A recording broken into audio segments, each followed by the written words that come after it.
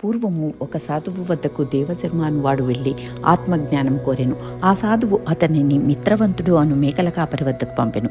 మిత్రవంతుడు దేవశర్మను చూచి, అయ్యా, నేనొకనాడు మేకలు కాయచుండగా ఒక పెద్ద పులి వచ్చింది. దానిని చూచి నేను నా మేకలు చెల్లాచెదురయ్యాం. కొన్ని మేకలు ఆ పెద్ద పులికి చిక్కినవి. అయినా ఆశ్చర్యంగా ఆ పులి నా మేకలను తినలేదు. మేకలు కూడా ఆ పులితో ఆడుకుంటున్నాయి. నేను ఆశ్చర్యపడి అక్కడకు వచ్చిన ఒక వృద్ధుడిని విచారించగా, పూర్వముఖ యోగేంద్రుడు ఇచ్చట శిలాపలకంపై గీత 2వ అధ్యాయం చెక్కించి సుకర్మాన్వానికి ఇవ్వగా అతడు ఇక్కడే దానిని పారాయణం చేసెను అని, ఆత్మజ్ఞానం పొందెను అని చెప్పాను. అట్టి సిద్ధపురుషుడు ఉన్న స్థలంలో పులి మేకలు కలిసి ఉండటంలో ఆశ్చర్యం లేదు అని చెప్పాను. అప్పటి నుంచి నేను కూడా గీత 2వ అధ్యాయం పారాయణం చేయుచున్నాను అని మేకలవాడు దేవశర్మకు చెప్పాను. అప్పటి నుంచి దేవశర్మ కూడా 2వ అధ్యాయం పారాయణం చేసి ఆత్మజ్ఞానం పొందెను. అదండి గీత 2వ అధ్యాయం మహిమ.